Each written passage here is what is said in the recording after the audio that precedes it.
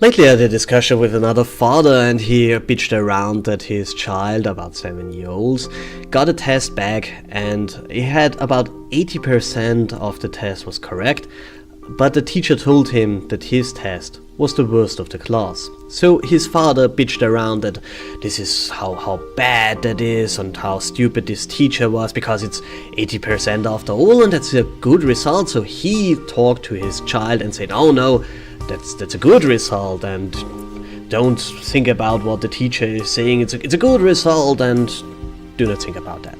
And I told him that this is stupid because he's the worst of the class and it doesn't matter if he had 95%, if he had 99% correct, but all the others have 100% correct.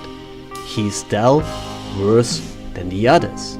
And the thing is, this matters. And he said, no, that's terrible because this is evil competition and so on and so on. Okay, but the reality is quite a competition. So what is the proper age to educate your child that more useful people are regarded more useful by other people, and people who are regarded more useful get a higher position in society, get invited often to lunch, get more money and so on. So what is the proper age? Is it when they go out of university? Because this is pretty much what happens right now in this generation, where everybody gets a gold medal just for showing up. They come out of the university, come into the industry, and then they accept to get a gold medal just for showing up.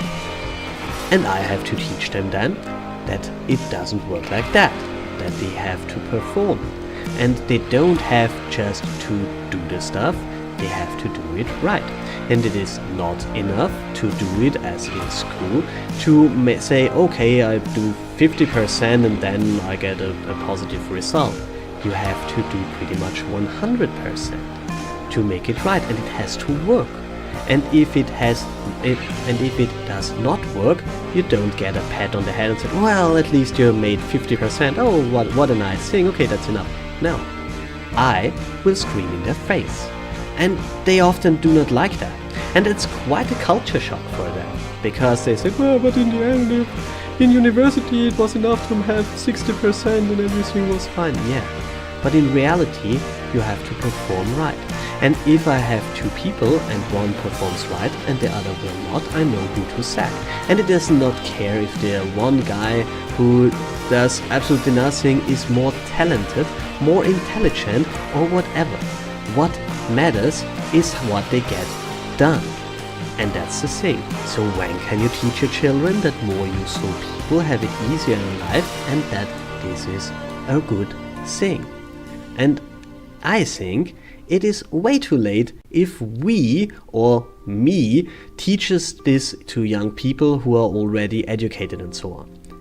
I think this is the job of very basic education to say those of us who are better will have better places in society.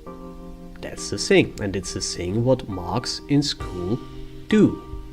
I absolutely agree that we don't have to be good in anything. I had one friend who was absolutely great in construction, in mathematics, in physics, in statics and so on, but he sucked in languages. He was not very good in his own language, he was absolutely terrible in English, and when you had him to talk in front of a crowd, he became silent, he could not do it.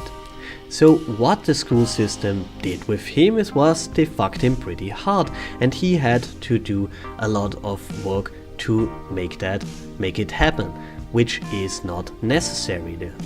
The professors back then argued that each and every one of us has to be good in everything, because in his case, when he makes a good construction, he has then to go to the customer and speak about that, and this is bullshit. This only shows that these people have absolutely no idea how industry works. Such guys sit in the basement in front of a lot of computers and do their job. And other people who are not good constructors but can talk pretty well, go to the customer and sell the product. That's how we do it. It's not that each and everyone does each and everything. It's not how we do it. So in my idea, in school it is not necessary that you perform well in everything. There are some things where you should perform good enough, some things are mandatory, like mathematics and your native language, but if we talk about being good in a foreign language, perhaps you don't need that. Or for somebody who wants to become, in the end, a technical salesman, why should he be a good constructor? It absolutely makes no sense. So, yeah, I agree that the school system is stupid because they try to create a lot of intermediate all-rounders. This is stupid. We should give people the option to be very good in some things and should help them to become excellent in these things, and we should accept that some people are not good in some other stuff. I mean, we all are very good in two things, very bad in two other things, and in the rest we are somewhere intermediate. But the question was, what is the proper age to educate children in that? And the baby boomer generation pretty much said we don't have to tell that to people, because when we get rid of capitalism, everything will change and we don't have these hierarchies anymore, which is bullshit. Even if the SJWs or the baby boomer generation or the communists or whatever you want to call them get it their way, there will be a difference between a good and a not so good performing guy. If you have two doctors in your neighborhood and you can decide if you go to either the one or the other, you will ask around, say who's the better one, and people will tell you. They will say, the one guy always messes up, the other guy is pretty excellent. Where will you go? And what will happen? Even if the state gives both of these people the same amount of money, the other guy will hold a higher reputation. People will invite him often to lunch or something like that. So this has nothing to do with capitalism. It has all to do that we as a society value people who have more use to us more than people who have not a lot of use to us. This is normal, this is important, and this is how we survive. Because if we would not care about quality, we would not get quality. So I asked him again, what is the proper age for telling your children that being useful is a lot of work, and it does not matter how much talent you have to do something with your talent to be useful. And at this point he kind of agreed and said, yeah, perhaps we should tell our children that it makes a lot of sense to be more useful than others and to know that you are not good. It then said, but it is not important to be good in mathematics, and I would disagree there, because I think mathematics is one of the core skills in our society. But however, if he wants that his child becomes an artist or a gender study or whatever, he can do that. I don't think it's good for the children, but I don't care in the end.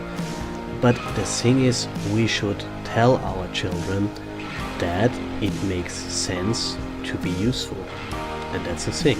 And that's the thing what marks in school tell you and tell. And what we also should tell them is that the marks in school are way more polite than what normally people come up with when they tell you that you are not useful. So if a bad mark is something that they can't survive emotionally, well, you have to work on that, and you have to work on that pretty fast, because this might become quite a problem when they become older.